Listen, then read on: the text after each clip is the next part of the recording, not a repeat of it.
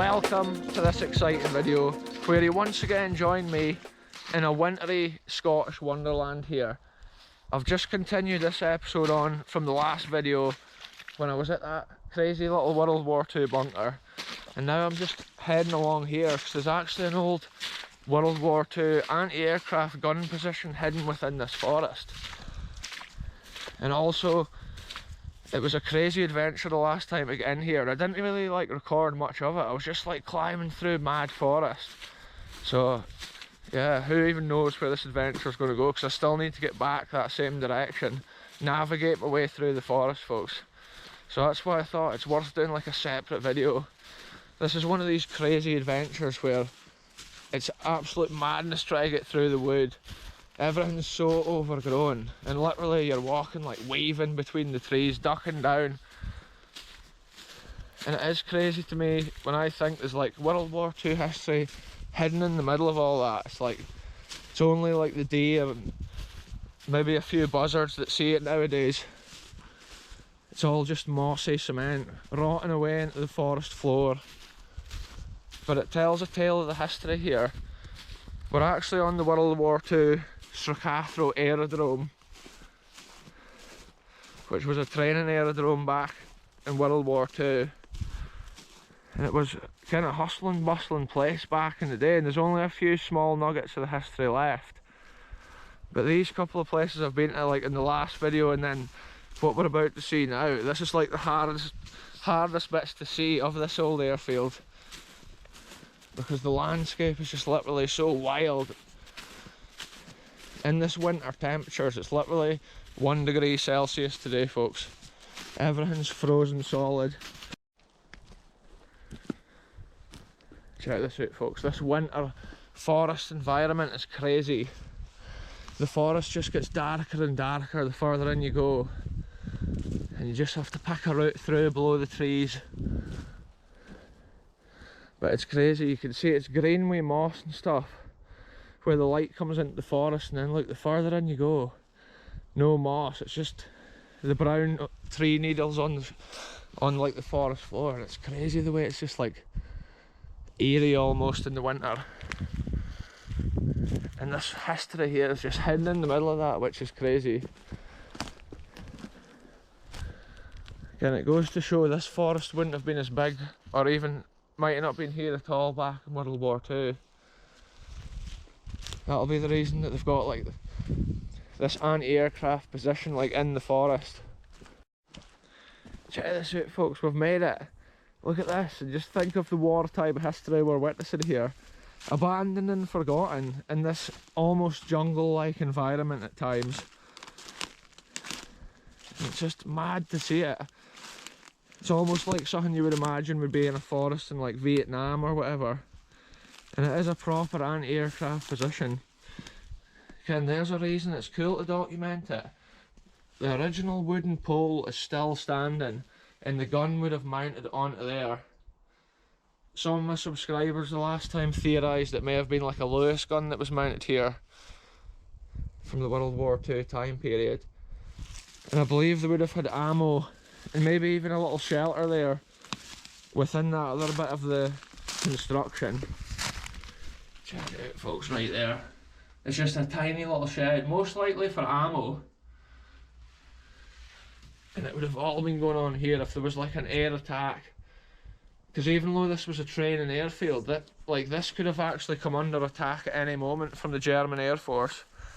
So it just goes to show, again, these guns may have actually been operational back then. A lot of the time they were shaped like this to break the force of a blast.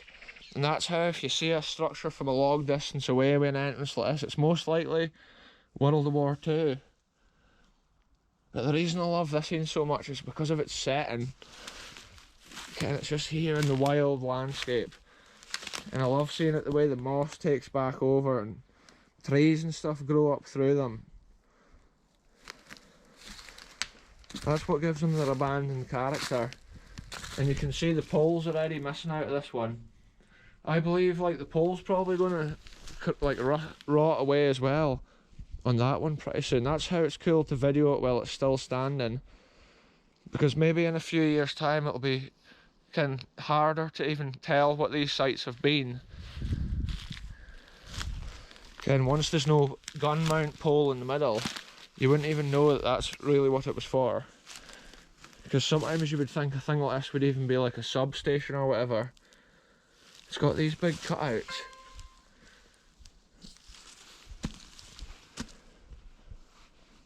Crazy scenes, folks. Weather alert, folks. That was what you just heard pinging up on my phone. Yellow warning for snow and ice. Absolute madness, folks. The modern technology. But yeah, here we are. This is like a sneak peek look down through the roof of the ammo storage. It's probably just the home of some wildlife nowadays. Maybe some frogs. Wonder if anybody ever sheltered in there during the wartime period. I would think if there was planes flying over, they wouldn't be hiding in there. I would think they would be out manning the gun, firing it up. Probably this corner of the forest was cleared for this, and if you imagine the planes coming over, they might not even see locations like this till it was too late. I would think this would be well camouflaged. You can imagine the camo netting and stuff over the top of it. When you see that though, you would almost think, oh, it's a door into like an underground bunker of some sort. And often that's why I enjoy exploring these places too.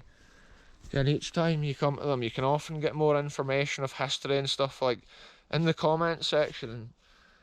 And often it's cool to share history and learn more about the World War II time, and even the Cold War stuff that we've learnt about over the years. But the cement is in good order. If it wasn't for that moss and stuff all over it. Wow, that is cool to see that original pole. I've actually got the wellies on. I'm kind of tempted just to go and head on right into this. Walk in, and I'm not sure how deep it is, that's the trouble.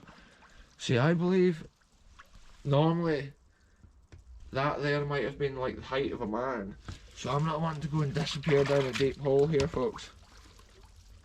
See, this originally would have been steps coming down in, because these were obviously blast walls to protect a human. So you can tell I would have probably been lower down. That's why I'm not keen to actually walk right into there.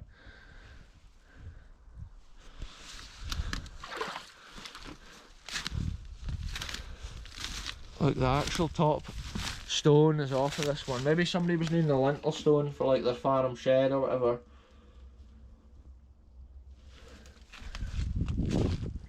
Look, this tree's just proper growing in here now. Look at that, folks, the last remains of the history right there. That pole, I think, is the one thing that makes it, guarantees you that it's the anti-aircraft position. Because I've seen like World War II videos when they're using a pole exactly the same as this. It's just, this is the setup they've got. Anyway, the next part of this video, folks, that's the World War II history that I know about. I'm way to go and full send it through this forest right here on a mad mission to get back to my car, which is kind of located that direction. So yeah, let's get into it. It's a crazy adventure once again on the channel, and that's what I love, just little bits of history, but also the wild landscape of Scotland. It's so crazy at times, so wild and unforgiving. Like when it's 1 degree, folks, literally it's solid underfoot with ice. You can kind of see it on the leaves. But that's what gives it the true like wintry atmosphere when I'm out exploring. Look at that, there's the history, folks, one last time.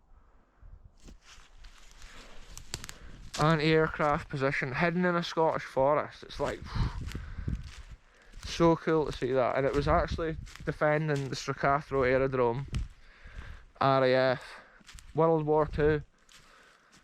And I've actually covered in detail a lot of the different defences around the airfield and even the runway. And I've done that on previous videos, and some of the adventures have been cool around this area. But on a day like today, it's just kind of like a path that I've never been. And when I see forest like this, I just need to go the easiest route. Look at this eggs and stuff lying on the forest floor. Look at this, folks. This bit of the forest here, it's proper covered in snow. It caught my eye from a distance because I was thinking, is it like the mound where there's some like history? But it's actually just where this tree has uprooted. That gives you an idea of the snowfall we had like last night and that. And there was a coating and then it just like froze solid.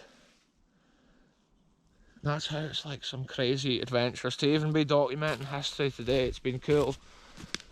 The road to get here was just pure ice and it was like super slippy. Kind of love the way the sun's like shining through the trees here. It's a winter forest walk right here, folks, and it's just magic. It's almost like some crazy like film set. And you can just see like spider webs and stuff off and between the trees. Look at that, there's some fungus still chilling there.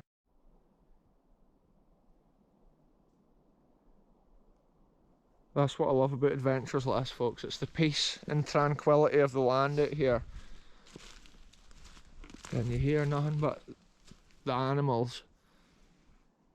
I can hear birds, but all sorts of other animals as well. I believe foxes and stuff live in this forest here. Deer. And look, that looks to me like a dead heron. That's massive. That is crazy. I was just speaking about animals and literally boom, dead heron at my feet. Look at that there, look, there's an egg. We've seen loads of eggs on this adventure, folks. It's crazy. It's maybe like a pigeon's egg or something like that. And I'm not sure if there's like weasels and stoats probably prowl around this area, and they'll be eating all sorts of stuff like that. Check out that, folks. Little mushroom there. And then look, here's another egg of all things, look, right there. That's what I mean, there's so many of those white eggs, like whatever animal that is, whatever type of bird that is, must be commonly like laying eggs around this time of year. This is crazy, folks. I'm just like pathfinding through stuff that looks like this. It's like sometimes I need to keep turning like 90 degrees to even get a route through. A few months ago this ground here would have been completely unpassable, and also it would have been a haven for ticks. I remember one time me and the channel DJ, when we were exploring around that area, we went through the other side of this forest, and when we got back to the car there was so many ticks on us. We didn't get bitten by any of them, but they were just kind of on us from the trees and stuff like that, and that creeps me out. But this time of year we're okay because the hard frost, the cold conditions, folks, you never seem to see ticks at this time of year, so it's a good thing. It would be great if it was just like that all year round though. Years ago in Scotland, like when I was young, there wasn't even such a bad tick situation. I think because we don't get such cold winters anymore, like that's a big factor in it. But also because they don't like spray pesticides and stuff on the fields anymore, that could also contribute to the rise in the numbers of those things, like because they're horrible blood-sucking beasts, like, and they carry loads of diseases that humans can get from them. But all my years of exploring, I have never been bitten by a tick, so it just shows you, folks, I've been lucky. This is crazy. I can see spider webs, must be like stuck on my hat. That's the thing, it's just a mad landscape out here, folks.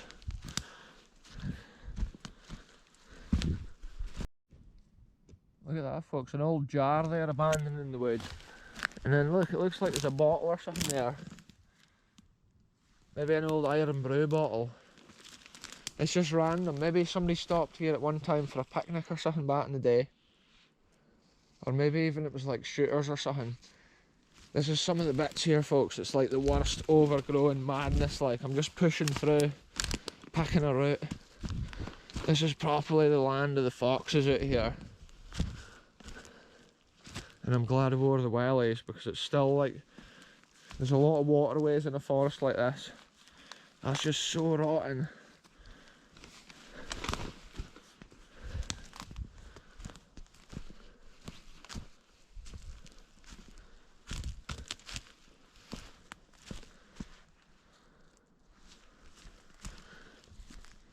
That's literally how this walk goes, folks. I'm just going left and then right and then left and right until I'm kind of through the landscape. It's crazy. It's proper pathfinding. It's a while since I've had a proper like forest adventure, so this has been cool today. And I do love going into like the forest environment in the winter. Like I say, with like the sun and stuff shining through the trees, it's just a magic scene. But the crazy thing is like having to duck down all the time under the trees because the branches are so low. It's like there's paths carved out, but it's just the height of the deer.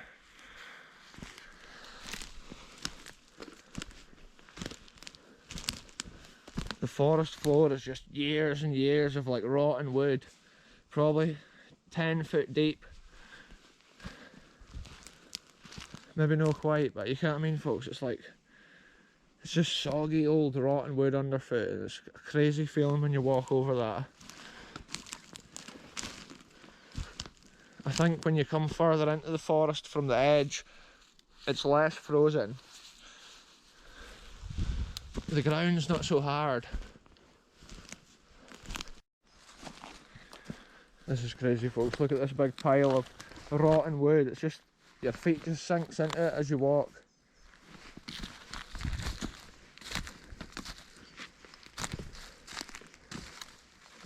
This is crazy. I've got total spiders all over me.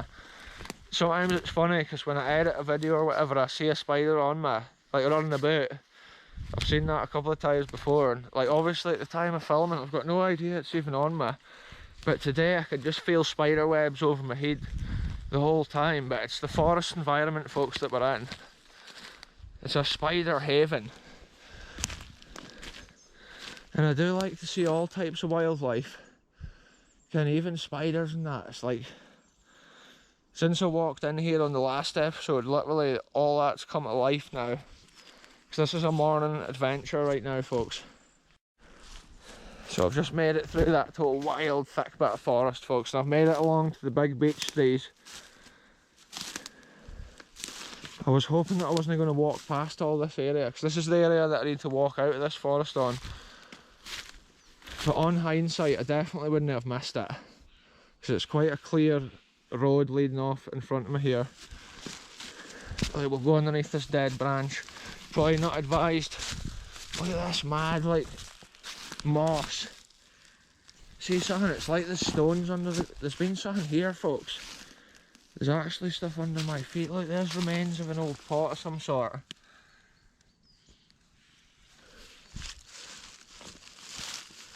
See, over the years there could have been any sort of World War II history going on.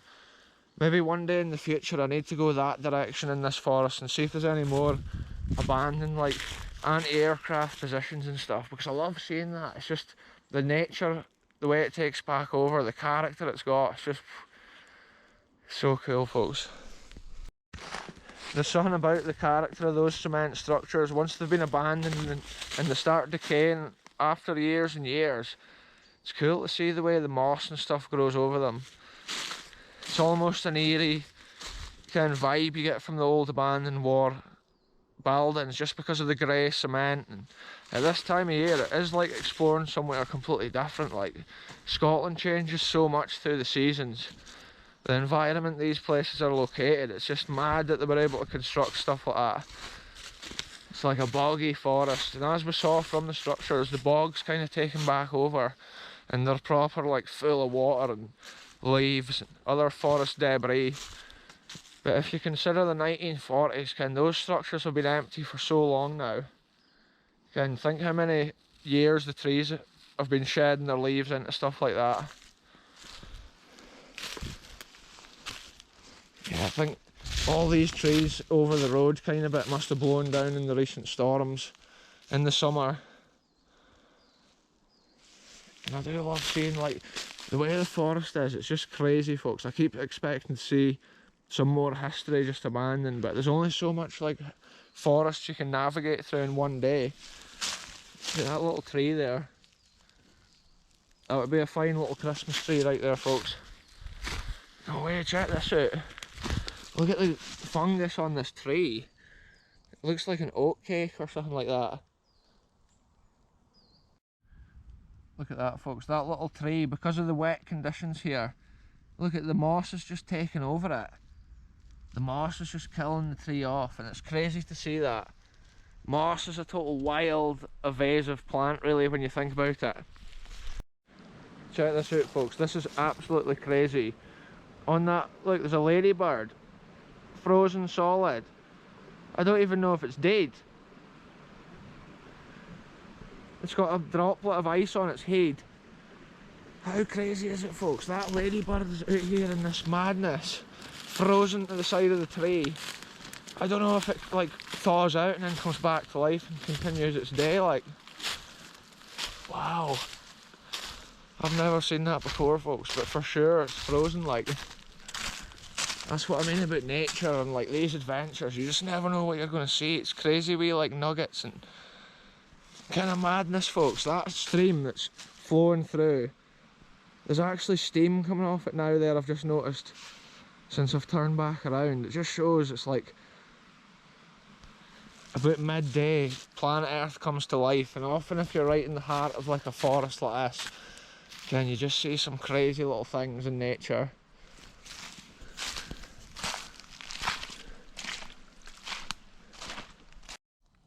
Look at that, folks, some old bits of tin or bits of metal which has been left here at a certain time in the forest. I can see it's got folded edges, so it's not been an oil drum. It's maybe been like an old car panel or a bit of bodywork which has been left here. Maybe years ago this road was easier to get in and out of with a car.